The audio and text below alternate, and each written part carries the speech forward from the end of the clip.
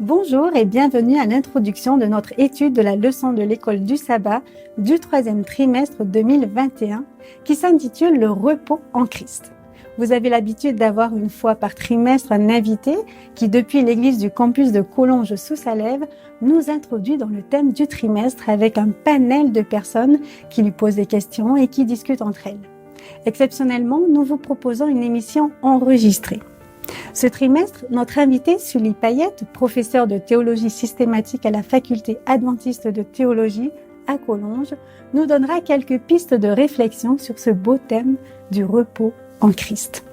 Avant de lui donner la parole, Yolande Greuset, responsable de la librairie Vie et Santé en Suisse, nous a sélectionné quelques livres qui accompagneront et enrichiront parfaitement l'étude de ce trimestre. On les découvre ensemble.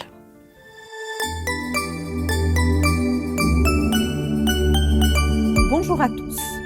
J'ai le plaisir de vous présenter quelques livres qui accompagneront de manière utile les études du troisième trimestre 2021 de l'école du sabbat sur le thème « Le repos en Christ ». Alors, ces livres vous sont proposés par Sully Payette, qui est professeur à la FAT de Collonges, et par la librairie Vie et Santé en Suisse. Alors, le premier livre que j'aimerais vous présenter, c'est « Le ciel ou le vrai repos », un livre de Richard Baxter. En fait, ce livre a été écrit il y a environ 400 ans. Mais malgré tout, il reste bien d'actualité parce que même si la manière d'écrire est quelque peu ancienne, il nous présente ce qu'est le repos en lien avec le ciel. Un sujet qui pourrait paraître incongru au milieu d'une vie aussi bousculée qu'est la vie moderne. Mais l'auteur montre que le croyant a tout avantage à se préparer pour le ciel, ce lieu où nous allons nous rendre, ce lieu où nous serons enfin en repos. Et c'est la méditation du ciel qui est la meilleure façon de s'y préparer. Un deuxième livre que je vous présente, c'est le livre de Laetitia Thomas-Février qui s'appelle « Dans son repos ». Alors là, c'est un livre complètement différent parce que dans cet ouvrage, vous trouverez une collection de très beaux poèmes-prières pour tous ceux qui ont envie de vivre dans le repos de Dieu. Il n'est pas toujours facile de s'arrêter pour méditer, pour prier. Alors ce livre va vous aider avec des textes simples, remplis de tendresse et qui touchent au cœur. Un troisième livre qui s'appelle « Dans la joie et le repos de sa présence », un livre de Tom Hess, qui nous parle du Shabbat comme une expérience grandiose attendue chaque semaine avec impatience. Il veut nous aider à avoir une bonne compréhension de ce jour, qui veut dire pause ou se reposer, être tranquille. Mais c'est aussi réaliser que la notion du Shabbat recouvre plus de sens qu'aucun autre ne pourra le faire et, entre autres, c'est celui qui nous permettra d'entrer, de vivre et de se réjouir dans le repos de la présence du Seigneur du Shabbat. Un quatrième livre qui nous parle aussi du sabbat, mais cette fois qui a été écrit par une théologienne suisse. Alors elle nous présente le sabbat en lien avec notre monde, qui a mis au centre de sa vie les activités, le travail, ainsi que le statut économique et social. Et elle nous invite à retrouver l'essence même du sabbat, c'est-à-dire s'arrêter pour se retrouver, pour être et pour entrer en relation. Dans cet ouvrage, vous y trouverez des études de textes bibliques sur le sabbat, tout un chapitre sur la tradition juive et pour finir, comment vivre et pratiquer le sabbat aujourd'hui. Un petit bémol, parce que lorsqu'elle parle qu'il est bon qu'aujourd'hui nous fêtions le Shabbat le dimanche, mais cela n'enlève rien à la profondeur de sa réflexion.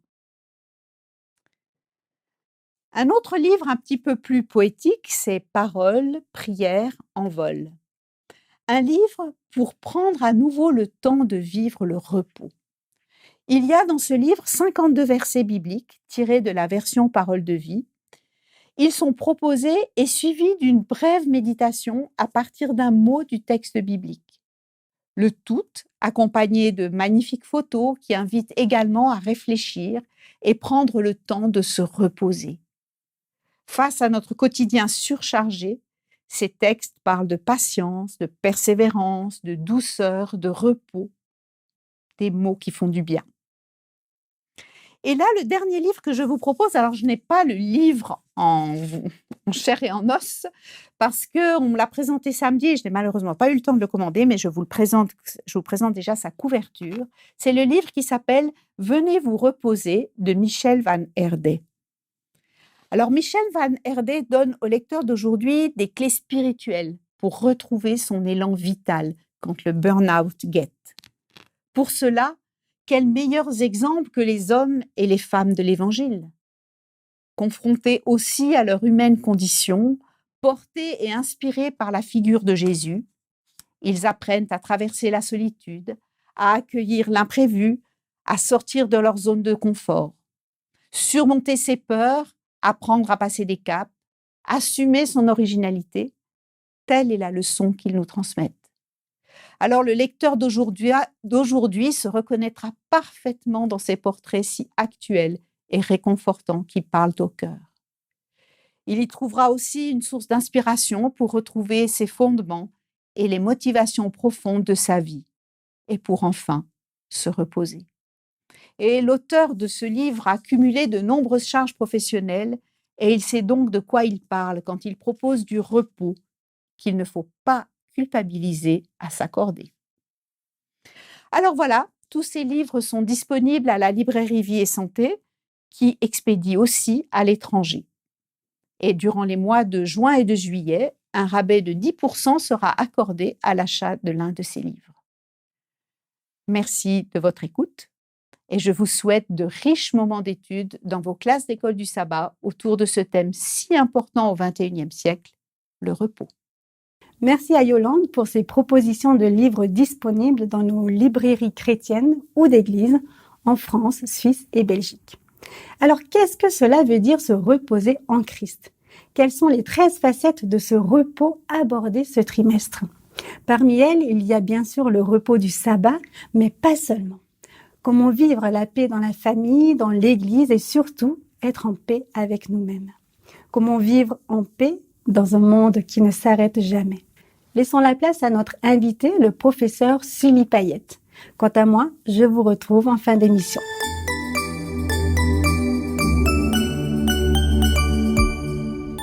J'ai le privilège aujourd'hui de vous présenter l'introduction à la leçon du 3e trimestre qui s'intitule « Le repos en Christ ».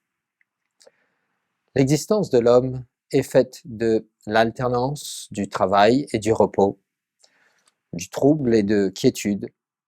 Pour vivre pleinement, il semble que les contraires doivent coexister.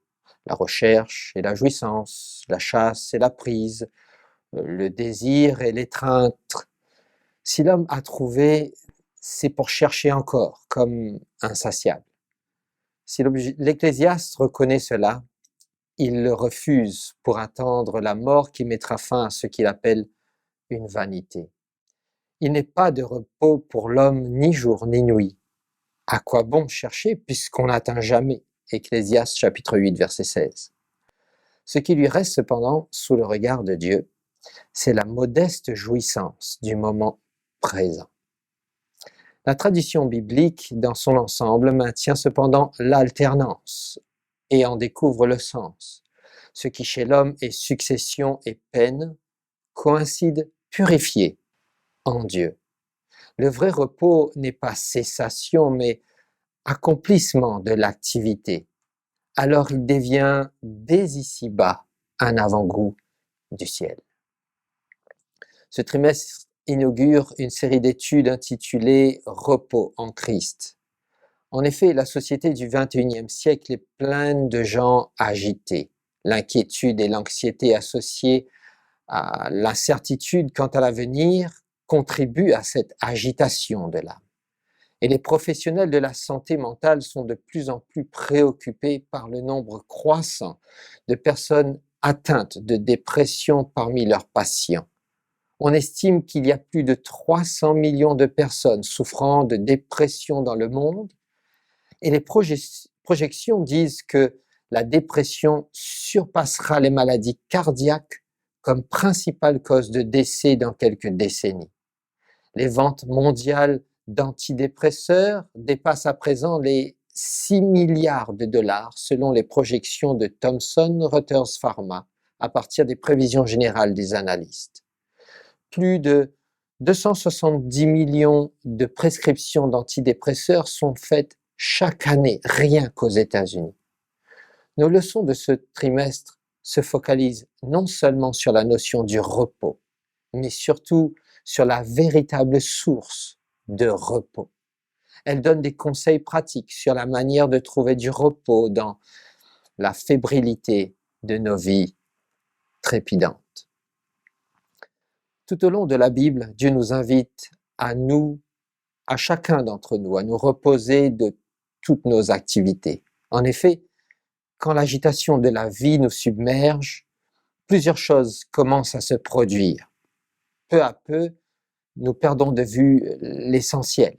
Les événements présents nous accablent, les difficultés de la vie semblent plus grandes et nous nous concentrons sur les problèmes plutôt que sur Dieu. Dans notre agitation, nous nous focalisons sur les réponses humaines à nos dilemmes plutôt que les solutions divines. Et peu à peu, l'épuisement physique, mental, émotionnel nous guette. L'agitation conduit à la fatigue, et puis la fatigue conduit à l'épuisement. Finalement, l'épuisement conduit au découragement. On est trop occupé et cela nous conduit souvent à prendre des décisions hâtives. On a plein de choses à accomplir que l'on a peu de temps pour réfléchir à la meilleure solution aux différents problèmes que l'on rencontre. Peu à peu aussi, nous avons du mal à regérer nos relations les uns avec les autres. On est trop occupé à résoudre nos problèmes et il peut arriver que l'on néglige les relations même avec ceux que l'on aime le plus. On ne se rend plus forcément compte qu'en face de nous, il y a des personnes réelles qui elles aussi souffrent et nous avons besoin les unes des autres, les uns des autres. Peu à peu, et finalement nous négligeons aussi la prière, l'étude de la Bible, et par conséquent c'est notre vie spirituelle qui en pâtit. L'agitation produit la fatigue et la fatigue produit l'inefficacité, un manque de discipline, l'incapacité à contrôler ses émotions et finalement une érosion de la vie spirituelle personnelle. Ellen White nous donne ce conseil.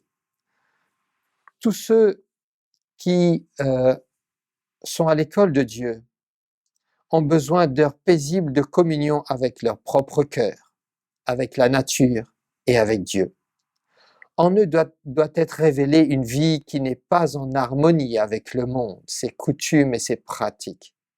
Ils ont besoin d'une expérience personnelle pour acquérir la connaissance de la volonté de Dieu.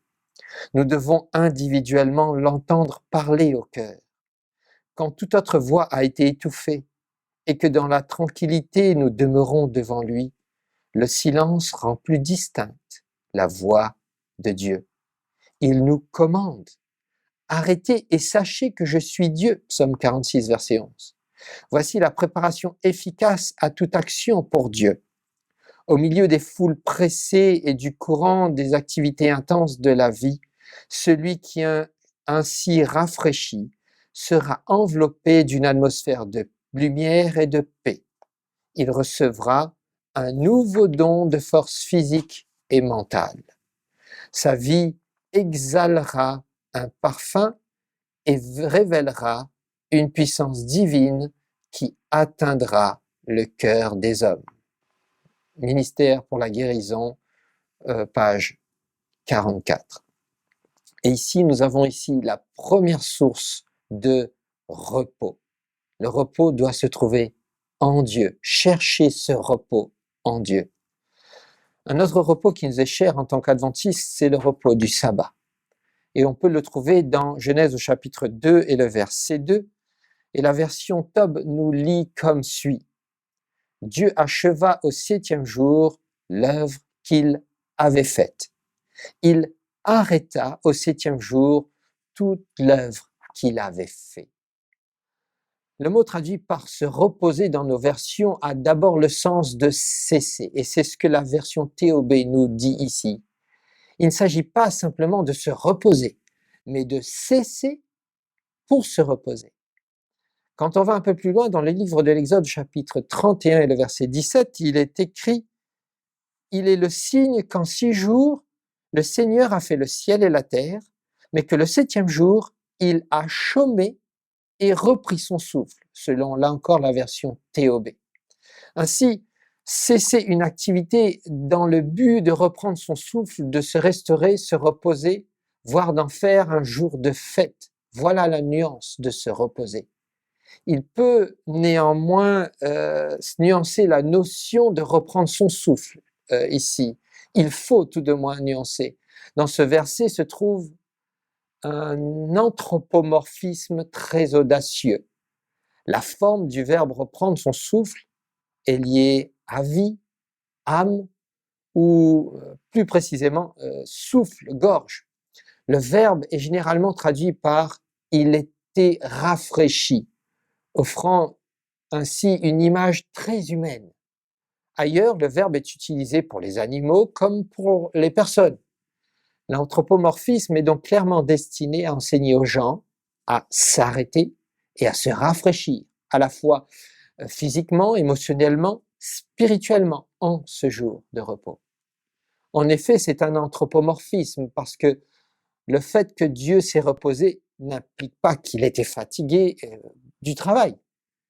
Si on lit Ésaïe au chapitre 40 et le verset 28, cela va dans ce sens.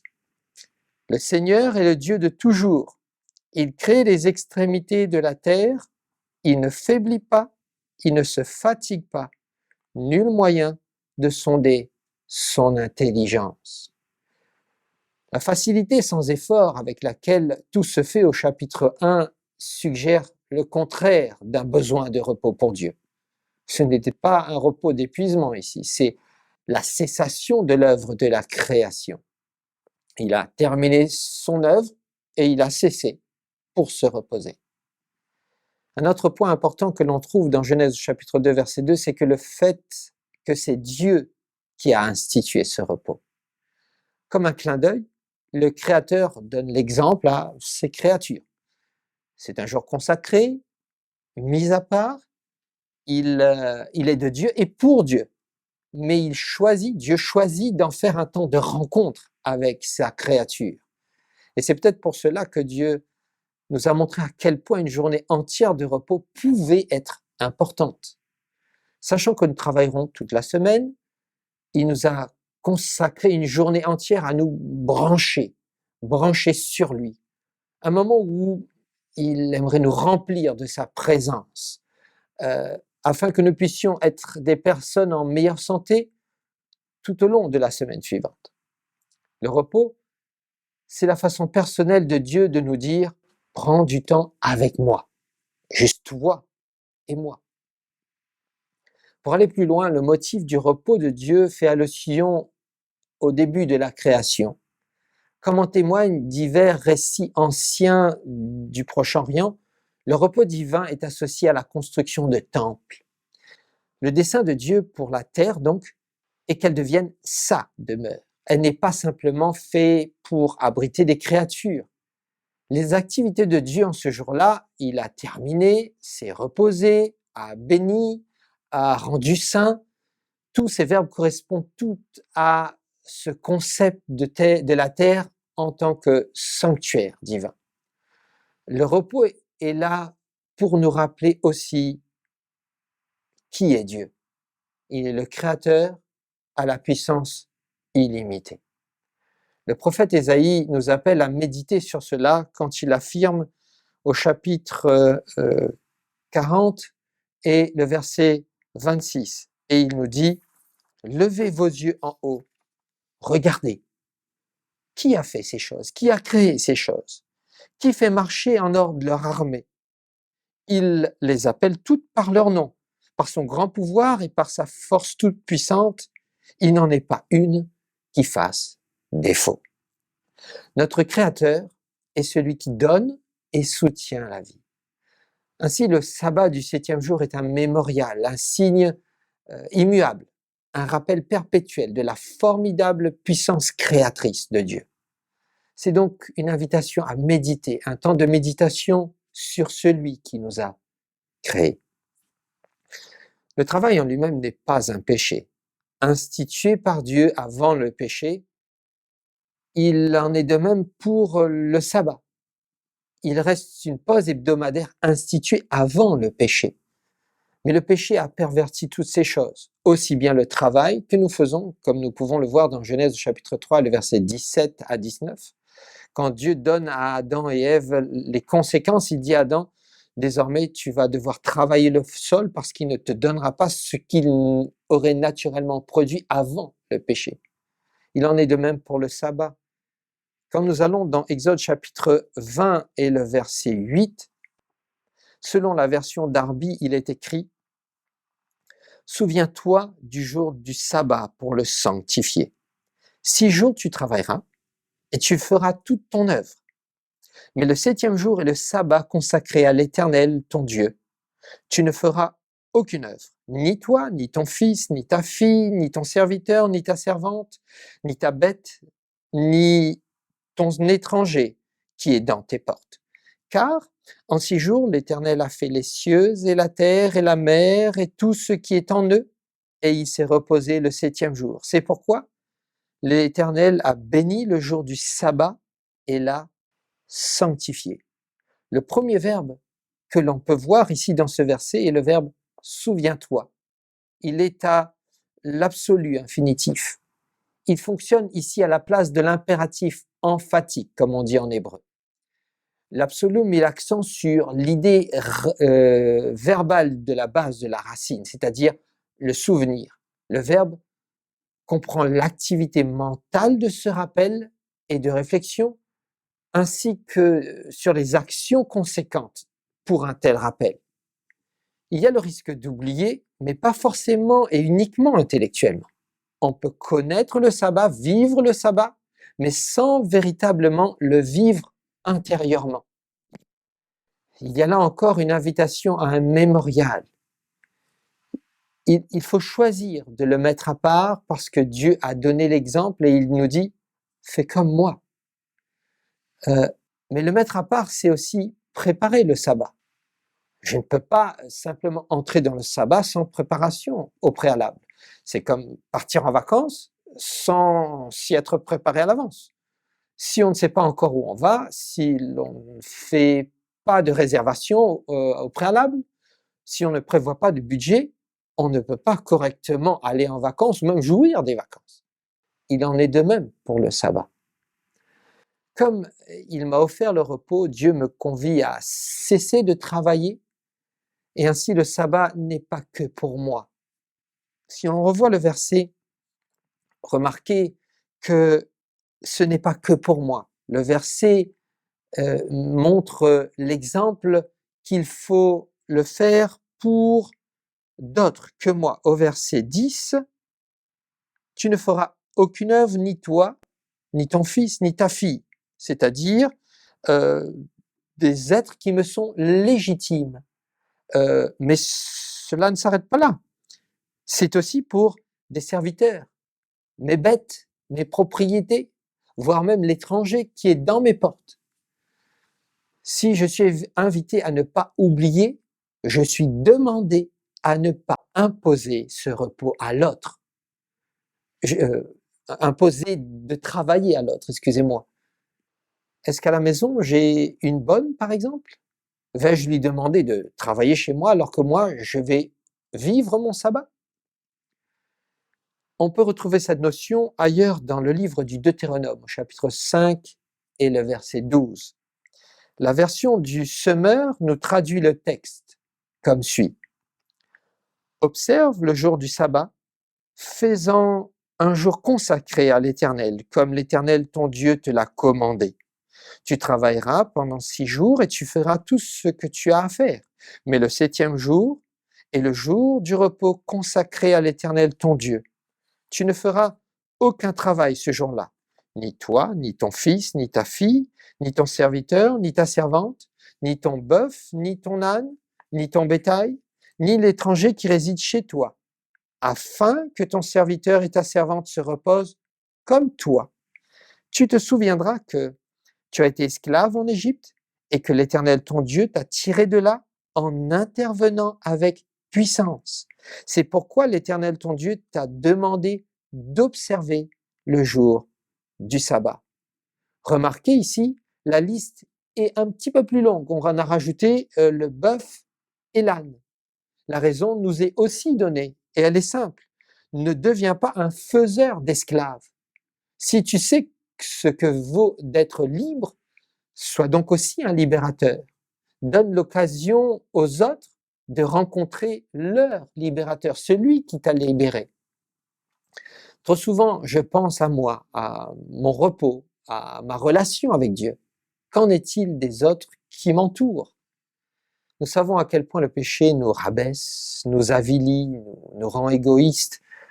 Donnons-nous aussi l'occasion aux autres de rencontrer celui qui libère du péché. Il y a dans le verbe Shabbat aussi la notion de prendre des vacances, où je peux en jouir autrement que par un travail séculier. Il y a un autre verbe pour le repos que l'on trouve dans Exode chapitre 20 et le verset 11.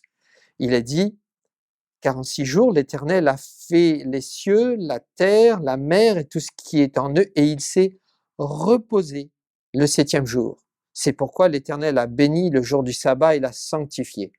Le verbe qui est utilisé en hébreu pour le mot reposer traduit non seulement l'absence de mouvement, mais l'installation dans un lieu particulier, qu'il soit concret ou abstrait, avec des accents de finalité, ou en parlant de façon abstraite, de victoire et de salut. Il ne s'agit pas de cesser tout simplement, il faut aussi mettre un terme à une absence de mouvement.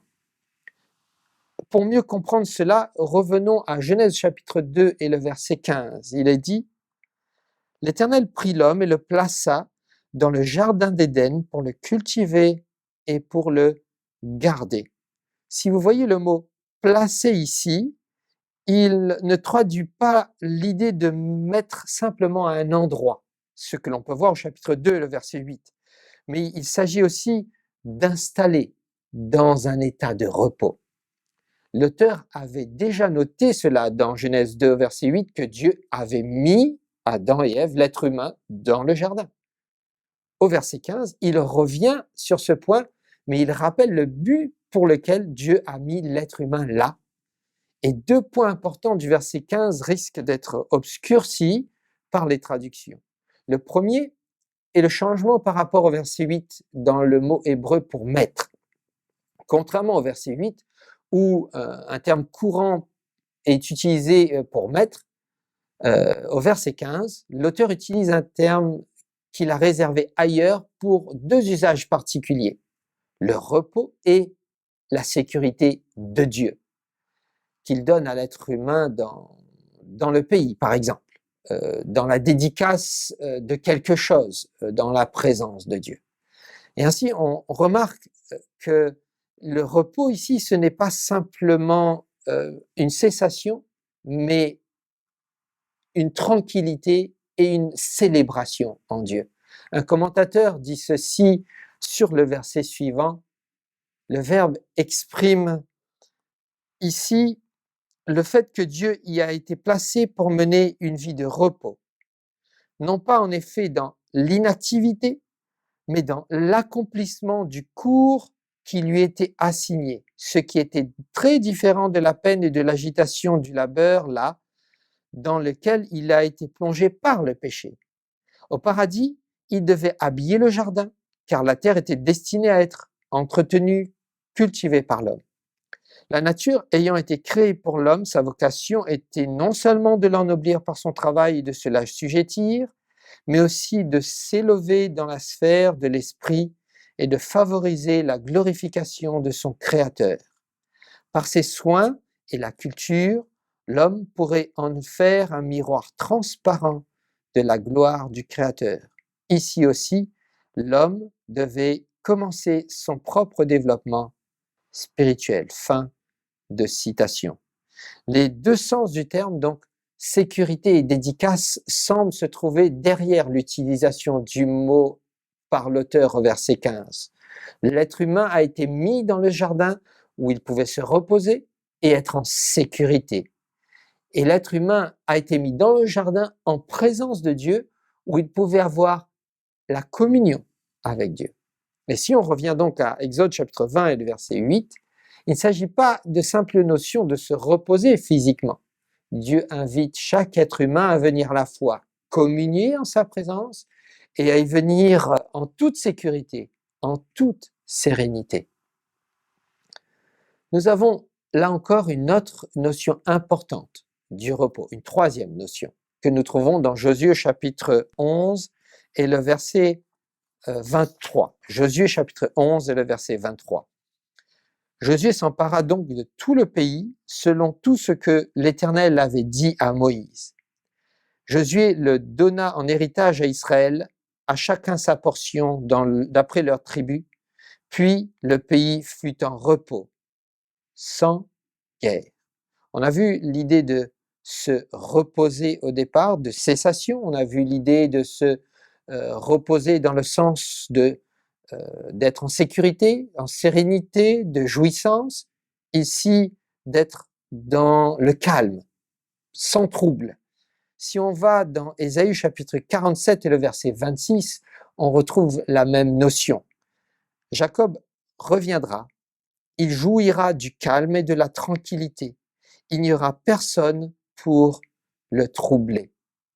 L'idée de base de la racine de ce troisième mot en hébreu est la tranquillité, l'absence de conflit, de guerre, de trouble, l'absence d'inquiétude et d'anxiété, et l'absence d'obligations impérieuses ou encore de quelques éléments perturbateurs. Et si l'on résume, le repos, c'est bien sûr se reposer, cessation de travail, de l'activité, de la menace ennemie ou de combat, de l'errance, de voyage, de l'inquiétude.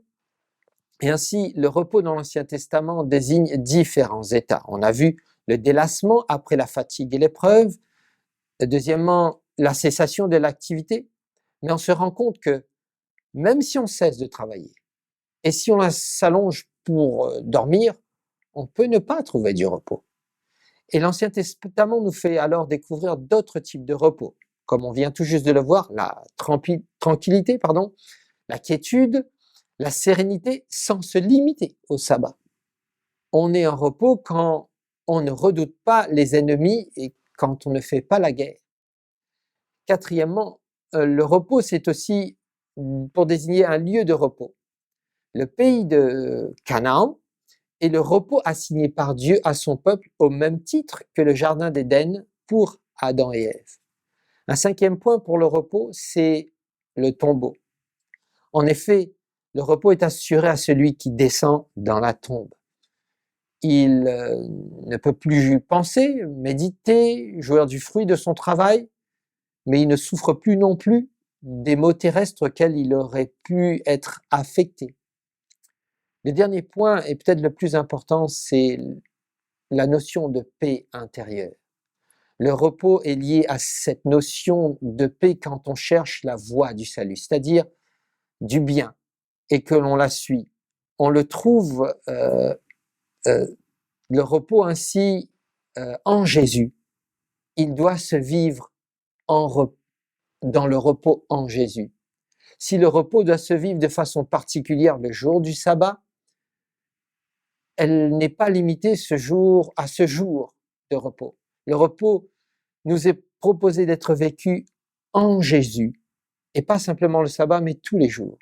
Dans Ésaïe chapitre 30 et le verset 15, selon la version TOB, il nous est dit « Car ainsi parle le Seigneur Dieu, le Saint d'Israël, votre salut est dans la conversion et le repos. Votre force est dans le calme et la confiance. Mais vous ne voulez pas. » Parce que le peuple d'Israël hébreu a préféré à se confier dans les chevaux de l'armée égyptienne plutôt que de se reposer sous les soins de Dieu. le Saint leur avait tendu les bras, il leur avait donné tout ce dont il avait besoin, mais ils ont refusé. Ils auraient pu se cacher sous les ailes comme des poussins, mais ils ne l'ont pas fait. Pourquoi pas, me direz-vous? Car admettre que nous avons besoin de Dieu, c'est admettre notre limitation. Et cette admission, l'esprit humain déchu le déteste. Le retour et le repos sont la prescription de Dieu pour leur situation. Leurs préparatifs effrénés ne leur serviront finalement à rien. Combien mieux admettre leur impuissance et expérimenter la sollicitude de Dieu que d'insister sur leur capacité à faire face et à se priver de ce confort. Repentir et se reposer dans le calme et dans la confiance, c'est la solution de Dieu. La repentance signifie ici retourner en termes d'alliance de Dieu avec l'obéissance due et le respect de la parole de Dieu. Repos signifie arrêter tous les vains efforts de rébellion contre Dieu. Silence et confiance signifiait que le peuple devait mettre un terme à ses moqueries hautaines, plutôt que de s'humilier devant l'Éternel et attendre patiemment son acte rédempteur vis-à-vis de cette armée étrangère. Le retour est habituellement considéré comme ayant à voir avec la repentance, se détourner de notre autonomie pour revenir à Dieu. Il parle de renoncer à ses propres efforts. Le salut consiste aussi dans la victoire sur le mal. Cela implique le pouvoir d'agir en tant que fils et filles de Dieu. Israël devait avoir un pouvoir, une vraie force qui se manifesterait sur ses ennemis. Mais ce pouvoir se trouvait dans le calme et la confiance. Totalement contradictoire, me direz-vous, mais pas dans les activités frénétiques qui le caractériseraient à présent. Et on peut essayer de dormir et de se reposer et essayer d'observer le sabbat, nous aussi aujourd'hui, sans forcément retrouver ou simplement trouver même le repos intérieur. Pour cela, Hébreux au chapitre 4 et le verset 9 et 10, selon la version français courant, nous laisse là encore une réponse pour le repos intérieur. Ainsi, un repos semblable à celui du 7e jour reste offert au peuple de Dieu. Car celui qui entre dans le repos, préparé par Dieu, se repose de son travail comme Dieu s'est reposé du sien. Quel est l'objectif du passage dans Hébreux au chapitre 4 et le verset 9 et suivant? Hébreux souligne le besoin de persévérance et de fidélité dans la communauté chrétienne. La discussion sur le repos de Dieu est subordonnée à cet objectif plus spécifique et il est utilisé pour motiver les croyants à rester et à être fidèles.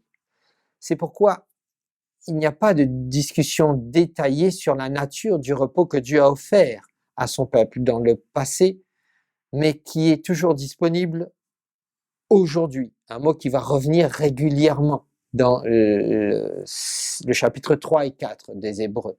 Il clarifie également l'accent dans Hébreux 4 sur le problème de l'incrédulité et de la désobéissance, le besoin de diligence dans la vie chrétienne.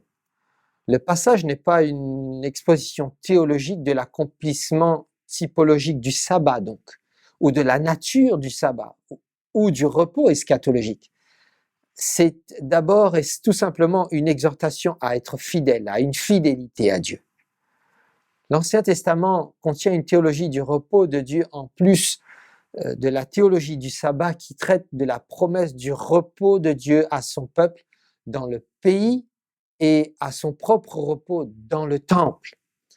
Dans le psaume 95, verset 11, il nous démontre que la promesse du repos de Dieu trouvée dans l'Ancien Testament n'a pas été accomplie à cause de l'incrédulité de son peuple. Par conséquent, l'Épître aux Hébreux n'identifie pas le repos avec l'entrée dans le pays de Canaan. Par conséquent, le repos reste à accomplir et les croyants sont exhortés à faire tout leur possible pour rentrer dans ce repos, au verset 11. Pourtant, le reste semble aussi être une expérience présente que l'on trouve au verset 3. C'est quelque chose que l'on vit aujourd'hui. Bien que ce repos ne soit pas clairement défini dans le texte, il désigne probablement la bénédiction du salut dont nous jouissons maintenant en attendant sa consommation au second retour de Jésus. L'offre du repos semblable au sabbat dans l'Ancien Testament n'a pas mis de côté l'observance littérale du commandement du sabbat. De même, le repos eschatologique ressemble au sabbat, mais ne le remplace pas. Il déclare que le repos eschatologique de Dieu, comme le sabbat, est disponible depuis qu'il a terminé son œuvre de création. Le repos du sabbat illustre également la nature du repos qui est encore disponible en tant que cessation de ses œuvres. Hébreux chapitre 4 et le verset 10 utilisent le sabbat de Genèse chapitre 2 verset 2 comme modèle pour sa compréhension du repos eschatologique. La jouissance à la fois du repos eschatologique et du sabbat exige l'arrêt du travail. Pour entrer donc dans le repos de Dieu, il suffit non pas de rejeter l'obéissance au commandement du sabbat, mais de persévérance et de fidélité et de cesser nos œuvres humaines. Jésus va dans le même sens dans Matthieu chapitre 11 et le verset 28. Matthieu chapitre 11 et le verset 28. Venez à moi, vous tous qui êtes accablés sous le poids d'un lourd fardeau, et je vous donnerai du repos. Prenez mon joug sur vous et mettez-vous à mon école, car je suis doux et humble de cœur, et vous trouverez le repos pour vous-même. Oui, mon joug est facile à porter et la charge que je vous impose est légère, selon la version du Semeur. Quand on regarde les versets 20 à 24, on se rend compte que Jésus venait de reprocher à 3 villes. Chorazine, Bethsaïda et Capernaum étaient les villes dans lesquelles la plupart des miracles de Jésus ont été accomplis. Et pourtant, leurs occupants ont rejeté la mission de Jésus et sont restés impénitents. Au verset 25, Jésus s'écrie « En ce temps-là, Jésus prit sa parole et dit « Je te loue, Père, Seigneur, du ciel et de la terre, de ce que tu as caché ces choses aux sages et aux intelligents, de ce que tu les as révélées aux enfants. » Le message et les activités du royaume des cieux nécessitent à la fois foi et humilité pour être compris. Ceux qui se disent sages et intelligents ne se repentent pas et refusent obstinément d'accepter l'évangile. Seuls ceux qui se comportent comme des petits enfants peuvent recevoir l'évangile, tout simplement parce qu'ils le reçoivent avec une foi simple, celle d'un enfant. Ainsi, quand on arrive au verset 28, le joug dont Jésus parle fait mention de 2 animaux qui tirent une charge, une lourde charge, et cette métaphore est là comme une soumission à une autre personne. Cette métaphore était courante aussi dans le judaïsme vis-à-vis de la loi. L'interprétation pharisienne de la loi, avec sa longue liste de proscriptions, était devenue un fardeau écrasant pour ceux qui voulaient l'observer. Mais étant considéré par le peuple comme d'origine divine, il fallait l'observer. Le joug du disciple de Jésus, d'autre part, apporte lui le repos par un simple engagement envers lui, se soumettre totalement à lui. Une autre version lit comme suit. Êtes-vous fatigué? Épuisé? Épuisé par la religion? Venez à moi. Partez avec moi et vous récupérez votre vie. Je vais vous montrer comment prendre un vrai repos. Marchez avec moi Travaillez avec moi. Regardez comment je le fais. Apprenez les rythmes non forcés de la grâce. Je ne vous imposerai rien de lourd ou d'inapproprié. Gardez-moi compagnie et vous apprendrez à vivre librement avec légèreté. Je terminerai en disant que l'on peut fatiguer aussi l'autre par notre attitude négative, notre démarche contraignante, nos paroles, voire notre absence. On peut aussi fatiguer l'autre par notre absence de pardon, par nos regards rabaissants. Le repos se trouve en Jésus. Il se vit particulièrement le sabbat du 7e jour avec Jésus par une cessation complète et totale de travaux rémunérés. Mais le repos doit être aussi vécu dans le travail des 6 jours de la semaine, toujours en compagnie de mon Sauveur et Seigneur, afin de proposer ce repos de Jésus aux autres. Alors que je termine, j'aimerais vous inviter tout au long de ce nouveau trimestre à prendre le temps d'étudier la parole de Dieu et ainsi pas simplement de connaître le repos intellectuellement, mais aussi de le vivre dans vos vies avec Jésus, le jour du sabbat et la semaine. C'est là tout ce que je souhaite pour vous. Prions ensemble. Tendre Père, je te remercie pour le repos que tu nous proposes. Il s'agit d'abord d'un repos physique. Il s'agit aussi du repos du sabbat pour cesser toute activité de la semaine, pour venir trouver la tranquillité, la sérénité en toi, pour méditer sur ce que tu es, le Créateur et le Libérateur. Mais tu nous invites aussi à vivre le repos vis-à-vis du péché et chaque jour nous laisser diriger par toi, nous soumettre à ta volonté et qu'en Jésus nous puissions trouver ce vrai repos qui nous permet de vivre comme tu désires et qui nous permet aussi de proposer ce repos aux autres afin que, en le découvrant, ils puissent le vivre en Jésus. Seigneur, il n'y a que toi qui peux l'imprimer en nous. Fais au-delà ce que nous pouvons te demander et que ta grâce nous soutienne. Donne-nous donc ce repos en toi, car c'est au nom de Jésus que je te demande toutes ces grâces. Amen. Que Dieu vous bénisse. Je vous souhaite une bonne étude pour le 3e trimestre. Nous espérons que cette introduction vous a donné envie d'aller plus loin dans l'étude de cette leçon, mais surtout d'expérimenter tout au long de votre vie le repos en Christ. Merci au professeur Payette et à l'ensemble de l'équipe technique pour la réalisation de cette émission. Merci à vous de nous avoir suivis. Pour ne rien rater de nos émissions, nous vous invitons à vous abonner à la chaîne depuis laquelle vous nous regardez.